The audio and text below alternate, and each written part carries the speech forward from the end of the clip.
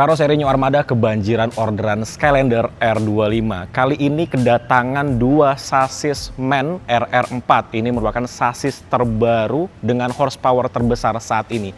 Tapi sasis ini ada bedanya teman-teman. Ya, bisa dilihat sasis ini datang dengan panjang yang tidak seperti biasanya. Bagaimana detailnya? Simak videonya sampai selesai. Oke, jadi saat ini aku berada di Karoseri New Armada Magelang. Lebih tepatnya sekarang ada di tempat khusus untuk space frame. Jadi di Karoseri New Armada ini ada satu tempat yang dikhususkan untuk motong sasis. Jadi buat teman-teman yang belum tahu ya, pembuatan bus itu dari sasis biasanya itu biasa dipotong kemudian dipanjangkan. Nah, disinilah tempatnya di Karoseri New Armada. Jadi memang disediakan tempat sendiri supaya apa? Supaya alur pembuatan dari bus itu bisa lebih teratur dan lebih cepat. Makanya kalau di New Armada itu pembuatan busnya bisa lebih cepat karena memang punya tempatnya masing-masing. Nah, sekarang kita akan membahas ini, sasis MAN RR4. Mungkin udah banyak yang bahas ya sasis ini, cuman ini New Armada kedatangan sasis yang agak berbeda karena dia datang posisinya itu udah panjang. Ini panjangnya udah 13,4 meter. Jadi panjangnya udah hampir sama seperti ketika dia sudah dibuatkan bodinya, karena ini nanti kalau bodinya udah jadi, panjangnya itu menjadi 13,5 meter. Nah, ini panjangnya sudah 13,4 meter karena biasanya kalau sasis ketika dia datang ke karoseri dengan kondisi standar ya, kalau ini kan dia agak berbeda. Dengan kondisi standar biasanya dia panjangnya itu cuma 9 sampai dengan 10 meter. Ini dia datang panjangnya sudah 13,4 meter. Nah, jadi buat teman-teman yang belum tahu, ini adalah sasis MAN RR4. Jadi dia kode sasisnya itu CO26480. 480-nya adalah tenaga yang bisa dihasilkan oleh mesin MAN RR4 ini, yaitu 480 horsepower. Jadi di Indonesia ini adalah sasis yang memiliki tenaga paling besar saat ini. Tapi sebenarnya di luar negeri ya, sasis MAN RR4 ini dia ada yang sampai 500 horsepower. Dan kita bicara sedikit tentang mesinnya ya. Jadi mesinnya ini dia 12.400 cc, 6 silinder inline common rail, dan transmisinya dia ada 12 percepatan. Jadi kurang lebih sama lah ya dengan rival-rival lainnya. Kemudian dari tenaga itu dia memiliki torsi sampai 2.300 Nm di RPM 1000 sampai dengan 1400. Itu besar sekali torsinya. Tapi memang kendaraan-kendaraan yang seperti ini, bus truk itu memang yang diandalkan adalah torsinya untuk angkatan di awal atau akselerasi awalnya. Jadi memang sebesar itu ya, memang pantas sih kalau sasis ini dinobatkan menjadi sasis paling powerful lah di Indonesia saat ini. Ya, seperti inilah untuk bagian mesinnya ketika menjadi sasis ya. Mesinnya sih dia polos-polos aja, tidak ada warna-warna macam-macam di sini. Terus juga ini besar-besar sekali di bagian sininya. Kemudian ini ada warna hijau sedikit di sini. Ini untuk dipstick oli ya, tuh seperti ini. Kemudian juga di sini aku tidak menemukan untuk start engine atau untuk pencatan lampu dan kawan-kawannya. Terus di sebelah kanan ini ada alarm. Ini alarm untuk mundur. Jadi kalau driver yang bawa bis ini atau sasis ini mundur, itu dia akan ada alarmnya. Jadi bisa untuk peringatan untuk orang-orang di belakangnya supaya menjauh karena ada bus atau ada sasis yang akan mundur gitu. Kemudian di sebelah sini ada yang ditutup. Ini adalah liquid atau cairan radiator ya, tuh warnanya pink. Dia ditutup kayak gini. Terus untuk bagian mesinnya sebesar ini dan ada tulisannya MAN Common Rail. Kemudian di bagian sini ada untuk exhaust-nya. Jadi exhaust-nya tuh sebesar ini dan kelihatan banget dia memanjang sampai ke bagian paling belakangnya. Tapi ini sih nanti bisa dirubah ya ketika sudah jadi bodinya. Dan biasanya nanti ini akan berubah posisinya karena kalau dia posisinya tetap di sini, dia itu akan panas ya untuk si bempernya, karena ini biasanya di posisi bemper nih di sebelah sini. Paling mungkin ini akan dikebawahkan lagi atau dirubah jalur keluarnya gitu. Kemudian di sebelah kiri kita akan melihat radiator. Wih, radiatornya sebesar ini dong ya. Jadi ini adalah sistem pendinginan dari sasis MAN RR4 ini. Kemudian kita ke depan lagi ya, di sini ada katalisnya ya.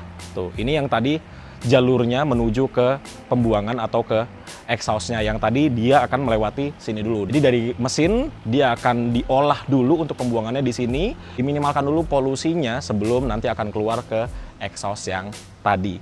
Seperti itu teman-teman. Kemudian di bagian depannya mesin ini kita akan melihat ada gearbox atau transmisinya dari RR4. Jadi untuk transmisinya ini dia namanya Tipmatic ya. Kecepatannya itu ada 12 atau ada 12 gear maju gitu. Jadi sama aja sih seperti rival-rivalnya yang sudah beredar di jalanan Indonesia ya. Loh teman-teman, tuh ya, dia ada cover-covernya. Walaupun memang ketika untuk maintenance itu pasti akan membutuhkan waktu membuka cover-covernya dulu. Tapi ketika kita lihat seperti ini, itu rapih sekali di bagian gearboxnya. Oke, kita lanjut ke bagian sini. Karena ini adalah sasis tronton, jadi di sini dia ada satu roda, ya dua, di kanan dan juga kirinya, yang mana ini akan belok juga untuk membantu manuver dari bus ini. Karena ini kan bus panjang sekali ya, panjangnya sampai 13,5 meter. Jadi roda belakang ini dia berfungsi untuk membantu manuver dari bus ini nantinya ketika sudah beroperasi. Dan di sini juga ada balon suspensinya ya. Ada satu suspensi juga di sini khusus untuk roda paling belakang. Kemudian kalau kita ke sini lagi, inilah untuk roda belakang yang double ya. Jadi dua di sebelah kanan dan dua di sebelah kiri. Karena dia double, suspensinya juga double. Di bagian belakangnya ada satu balon ya di sini. Bagian depannya juga ada satu balon lagi. Itu. Jadi suspensinya ini memang banyak sekali. Itulah mengapa sasis tronton seperti ini biasanya lebih nyaman ketika melewati jalanan-jalanan yang kurang baik ataupun jalanan-jalanan yang bumpy. Walaupun aku juga belum tahu ya rasa suspensi dari MAN RR4 ini seperti apa. Ya nanti kalau bus ini sudah jadi kita akan coba. Sasis ini miliknya Aneka. Jadi Aneka ini adalah perusahaan yang berasal dari Pulau Sulawesi yang akan beroperasi dari Makassar ke Selayar. Ya ini dia busnya. Kemudian di sini teman-teman, ya, tadi kita lupa lihat ya, di sini ada banyak sekali tabung-tabung. Ini adalah tabung-tabung yang fungsinya untuk si balon air suspension. Karena air suspension ini dia bisa diatur ketinggiannya mau turun banget ataupun naik banget menyesuaikan dengan settingan dari depan atau dari tempat drivernya. Ya, kita ke sini lagi. Kalau tadi kita sudah lihat di bagian kirinya, sekarang kita berpindah ke bagian kanan. Karena di bagian kanan ini ada banyak sekali untuk perkabelan lagi. Tuh lihat, serumit ini untuk perkabelannya. Ini baru di bagian belakang ya teman-teman, belum di bagian depan. Udah segini banyak, ini apa ya, sekring-sekring gitu kayaknya ya. Dan juga banyak sekali sensor-sensor. Terus di sini tuh ada tuas berwarna merah. Ini kita bisa diputar ya.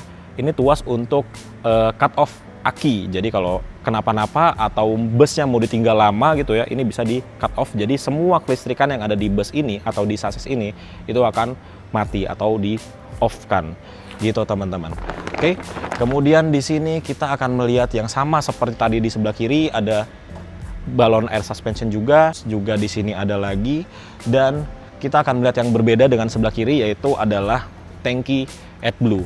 Nah, tangki AdBlue-nya ini juga dia paling besar di kelasnya. Karena ini tangki AdBlue-nya kalau aku nggak salah ini ada 75 liter kapasitas tangki AdBlue-nya. AdBlue itu fungsinya untuk apa sih? Ya, AdBlue itu fungsinya untuk meminimalisir polusi yang dikeluarkan oleh bus ini ketika nanti sudah beroperasi. Dan kalau aku nggak salah hitung-hitungan si AdBlue ini adalah 1 liter AdBlue itu sekitar 40 liter solar yang terpakai, kalau tidak salah ya. Kalau salah silakan dikoreksi di kolom komentar di bawah. Jadi itulah fungsi dari si AdBlue. Kemudian kita ke samping lagi. Nah, disinilah kita akan melihat bagasinya nantinya ya. Nah, ini yang membedakan dengan sasis MAN RR yang teman-teman mungkin sudah lihat ya. Ini sasisnya dia datang sudah dengan kondisi seperti ini. Sudah panjang sekali, sama seperti yang tadi udah aku mention. Ini panjangnya 13,4 meter. Dan inilah yang bikin panjang. Si besi berwarna biru dan kuning ini yang biasanya tidak ada di sasis tronton pada umumnya.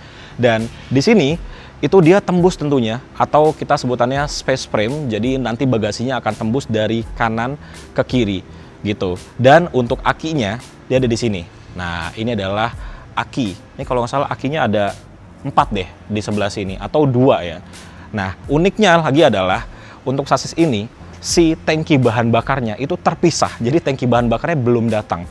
Dan sementara pakai tabung ini dulu nih, ya, atau jerigen. Nih, Jadi ini solarnya, sementara untuk menjalankan sasis ini gitu. Karena tangkinya dia belum datang, lagi dikirim tangkinya. Nah, tangkinya dari sasis MAN RR4 ini juga tangki terbesar saat ini, yaitu di 480 liter kapasitas bahan bakarnya. Itu besar banget. 480 liter kalau dia konsumsi bahan bakarnya 1:3, itu berarti bus ini sudah bisa jalan sekitar 1.300 km sekali full tank. Luar biasa. Tapi aku pernah baca sih reviewnya dari MAN RR4 di luar negeri, dia tuh 1 liter bisa jalan sampai dengan 4,5 km. Tapi di jalanan yang konstan ya, tidak banyak stop and go, tidak macet, tidak ada ibu-ibu keluar dari gang gitu. Kita sudah hampir sampai di bagian paling depan, dan di sini kita akan melihat ada balon air suspension lagi. Jadi ini total balon air suspensionnya itu ada 1, 2, 3, 4, 5, 6, 7, 8 balon air suspension dari sasis MAN RR4 ini. MAN RR4 ini di bagian suspensi depannya ini tuh sudah independent atau sebutannya IFS, Independent Front Suspension. Itu istimewa sekali sih, jadi bisa menambah kenyamanan dari bus ini ketika nanti sudah beroperasi. Karena biasanya kan bus-bus dengan sasis tronton, apalagi kalau ketika dibikin double decker, di bagian depan itu dijadikan tempat sleeper. Nah, karena dia suspensinya di bagian depan sudah independen, jadi guncangannya itu akan lebih minim karena dia suspensinya sudah bermain sendiri-sendiri, udah bukan yang barengan gitu. Jadi ini akan lebih nyaman ketika nanti sudah beroperasi gitu. Penasaran sih, pengen cepat-cepat ini jadi ya. Nah, mari kita lihat di bagian depannya nih teman-teman. Sebelum kita lihat dashboardnya, tuas transmisinya, dan kawan-kawannya, kita lihat ini dulu nih. Ini yang ditutup plastik putih, sama seperti belakang tadi, ini ada banyak sekali perkabelan, jauh lebih banyak dibanding belakang tadi. Tuh, sebanyak ini. Yang ini tentunya nanti akan dirapikan oleh karoseri New Armada dan akan diletakkan di tempat yang aman untuk si perkabelan. Ini ada sikring-sikring, sensor-sensor, banyak banget di sini. Apalagi ini bus MAN RR4 itu sudah canggih sekali ya, dari sistem keselamatannya udah banyak sekali, ABS, EBS, dan kawan-kawannya. Jadi sensor-sensornya itu banyak sekali. Apalagi kalau yang di luar negeri ya, ada juga varian yang ada ADAS-nya. ADAS itu adalah Advanced Driving Assist System gitu. Tapi kalau yang di Indonesia itu belum ada gitu. Kalau udah ada ADAS-nya itu akan lebih canggih lagi, tapi harganya pasti lebih mahal gitu teman-teman. Yuk kita lihat bagian depannya. Seperti inilah untuk bagian depannya. Ini ada tutupnya juga, tapi tadi aku lepas, dan di sini ada logo tidak boleh disiram air ya. Itu kayaknya tanpa logo pun kayaknya orang udah ngerti deh. Karena di sini tuh ada banyak sekali electrical ya, dan juga perkabelan yang tidak boleh terkena air sama sekali gitu. Nah, mau lihat klakson dari sasis, nah ini dia nih. Klaksonnya sekecil ini yang tentunya nantinya akan dirubah oleh karoseri ya. Tapi aslinya klaksonnya tuh seperti ini. Tapi klakson-klakson dari bus zaman sekarang biasanya ada dua mode. Ada klakson yang kecil dan juga ada klakson yang besar. Nah, klakson kecilnya inilah dia, ada di sebelah sini. Nah, kita sekarang di bagian paling depan ya. Ini yang membedakan dengan sasis yang lainnya. Ini dia bannya posisinya ada di sebelah sini, dia bannya berdiri. Kalau sasis yang lain biasanya itu bannya dia tidur di bawah ya. Tapi ini bannya berdiri seperti ini, dan juga ada rangka yang jadi dudukan si ban cadangannya. Yang membedakannya lagi, ini kalau kita jadi driver sasis MAN, itu kita naiknya dari sebelah kiri. Kalau sasis lain kita naiknya dari sebelah kanan. Kenapa? Karena sebelah kanannya itu ada sikring-sikring atau kabel-kabel yang tadi. Jadi untuk drivernya naiknya dari sebelah kiri. Di sini disediakan untuk step naiknya. Jadi mari kita coba naik ya. Ya. Up. Nah, ya gitulah untuk naik ke sasis MAN RR4. Dan ini uniknya lagi adalah tuasnya dia ada di bawah sini ketika masih jadi sasis ya. Tentunya nanti kalau sudah ada bodinya ini akan dirubah posisinya. Dia nih untuk si parking brake-nya dia masih memakai tuas ya. Kalau rival-rivalnya sudah ada yang memakai si electronic parking brake. Nah, nanti ini tentunya akan dipindahkan posisi parking brake-nya ya ketika sudah jadi bodi seutuhnya. Ya, mari kita lihat di bagian dashboard dari MAN RR4 ini. Jadi yang canggihnya dari MAN RR4 ini adalah di bagian instrumen clusternya dia sudah full digital TFT. Jadi untuk instrumen clusternya itu udah canggih sekali. Mari kita lihat ada apa saja di sini ya. Ini sih kalau menurutku ini kayak pencetan-pencetan yang ada di truk ya. Karena kalau bus sekarang itu di bagian pencetan-pencetan lampu, suspensi dan kawan-kawannya itu terlihat mewah, tapi untuk MAN RR4 ini dia terlihat kayak di truk gitu. Karena MAN juga kan basicnya truk ya. Jadi ini untuk pengaturan suspension, terus di sini ada hazard, terus di sini ada konfigurasi. Ini mungkin konfigurasi untuk si instrumen cluster, kemudian ini untuk lampunya. Lampu utama dan juga lampu kota dia puter-puteran. Ya, layaknya mobil atau sasis Eropa pada umumnya, dia lampunya tuh puter-puteran, dan di sini banyak tombol-tombol yang masih kosong yang nantinya akan diisi oleh karoseri ya, akan diisi untuk lampu, kabin, dan lain-lain gitu. Untuk setirnya seperti ini ya, ini setirnya sih menyenangkan sekali teman-teman, karena di setirnya ini ada banyak pencetan-pencetan yang akan bikin jempol kita tuh banyak memainkan ya. Di sini ada untuk cruise control, di sini ada untuk audio ya, menaikkan dan menurunkan volume, ada untuk angkat telepon juga di sebelah kirinya, kemudian tengahnya ini adalah klakson ya, jadi klaksonnya kayak gini. Wah, nggak nyala. Kemudian untuk di sebelah kanan, ini ada pengaturan untuk si instrumen clusternya ya. Dan bentuk setirnya ini dia seperti setir mobil pada umumnya. Menyenangkan sih setirnya. Dan ada logo MAN di bagian tengah-tengah setirnya. Ya, untuk setirnya ini keren sekali. Terus tuas-tuas yang ada di sini, di sebelah kiri ini ada untuk ngesen. Ya, sen kiri, sen kanan, ada untuk lampu jauh juga.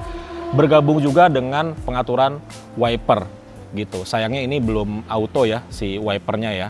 Kalau udah auto pasti ini akan cakep sekali. Kemudian untuk di sebelah kanannya ini sama seperti rival-rivalnya yang berasal dari Eropa. Di sebelah kanannya ini untuk pengaturan transmisi atau tuas transmisi, dan ini tentunya matic ya, bisa matic dan juga bisa manual gitu teman-teman. Ya, seperti itu aja untuk tuas-tuas yang berada di sebelah kanan dan juga kirinya. Ini bisa di setting untuk posisi setirnya. Kita tinggal unlock di sini ya. Ada tombol lock dan juga unlock. Ini untuk setting si setirnya. Coba bisa nggak ya kalau? Oh, bisa. Kalau mesin mati pun tetap bisa kita ubah posisi setirnya. Jadi tinggal di setel atau di setting seberapa nyaman posisi kita dengan setir ini. Oke, sekarang mari kita nyalakan untuk si instrumen clusternya ya. Kita lihat bagaimana tampilannya. Seperti biasa ini tinggal diputar aja kunci kontaknya ke kanan 3 kali. Dia akan ada suara cetek-cetek dari belakang yang tandanya listriknya sudah dialirkan ke semua bagian dari sasis, dan ini akan muncul ini dulu. Jadi memang dia nyalanya agak lama. Nah, ini mulai keluar. Wih, keren sekali. Oke, jadi ini untuk layar TFT-nya. Jadi memang dia udah full LED ya, benar-benar udah kayak layar HP yang di semuanya ini full dengan digital. Tidak ada analognya sama sekali. Dan di sini informasinya lengkap sekali tentunya, karena dia udah kayak layar HP. Di sebelah kanan ini ada untuk RPM-nya. Dia maksimal di 2500 RPM. Terus ada parking brake yang aktif. Terus di sebelah kirinya ini untuk speedometernya, kecepatan maksimalnya di 120 km per jam. Nah, pasti teman-teman ada yang nanya, ini horsepower-nya besar sekali sampai 480 horsepower, tapi kenapa top speed-nya cuma 120 km per jam? Nah, kalau di kendaraan besar, power yang besar itu tidak mempengaruhi ke top speed ya, tapi ke akselerasi di awal atau torsinya. Jadi, ini memang top speed-nya sampai 120 km per jam saja.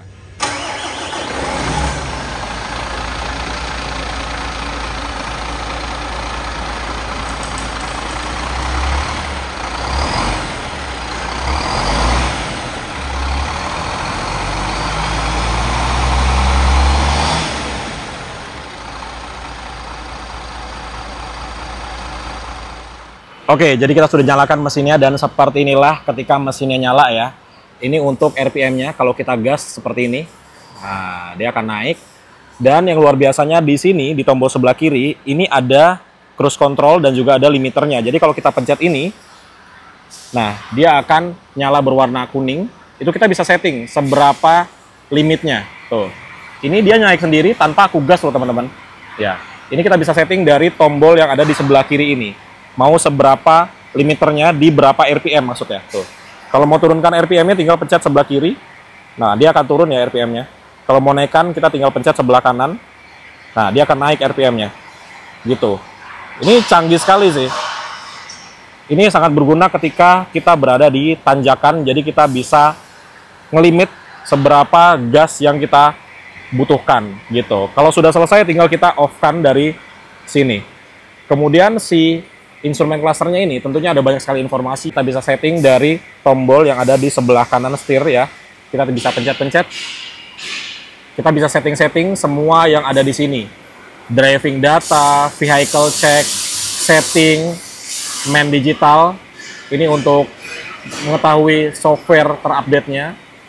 Dan semua informasi tentang bus ini ada semua di sini. Ya. Jadi benar-benar ini informasinya banyak sekali yang kita bisa dapatkan dari sini. Kemudian mari kita lihat di bagian kanan, ini adalah tuas transmisinya, yang mana ini fungsinya ada banyak sekali, dan ini untuk netral, ternyata kita tinggal pencet seperti ini. Ya, ini untuk netralnya. Kalau mau drive, kita tinggal putar ke depan. Ya, ini sudah D, tuh ya, langsung ke D5. Jadi untuk start bus ini itu langsung ke gigi 5, teman-teman. Kalau mau netral, tinggal kita pencet seperti ini, dia akan kembali jadi netral. Mundur, kita tinggal putar ke belakang seperti ini. Nah, dia langsung gigi mundur, dimulai dari R1. Kalau nggak salah ini ada 2 untuk gigi mundurnya. Gitu. Kemudian ini ada mode. Mode ini, jadi di Busman RR ini ada 2 mode. Efisiensi dan juga manuver. Ya, ini manuver tentunya sama seperti namanya, digunakan pada saat kita ingin mendapatkan power yang lebih. Kalau yang efisiensi, kalau kita ingin beririt-irit ria. Nah, jadi ada 2 mode ya, manuver dan juga efisiensi. Gitu. Seperti yang tadi aku bilang, ini bisa manual, bisa matic. Ngaturnya dari sini ya. Ada A, ada M. Kita tinggal atur aja, kita mau manual atau matic. Kalau kita pakai manual, di instrumen clusternya akan M. Dan kalau kita masuk ke drive mode, dia akan menjadi D1. Kalau tadi kan mulainya dari D5 ya, tapi karena kita manual, dia mulainya dari D1. Menaikkan giginya, kita tinggal ke atas tuasnya seperti ini. Dia akan berubah jadi D2, untuk menurunkan kita ke bawahin seperti ini. Nah, dia akan kembali menjadi D1. Oke, kalau mau ngubah ke matic lagi, pencet tombol yang ada di ujung ini. Nah, dia akan menjadi D1, dan logo M-nya menghilang. Oke, kita netralkan lagi.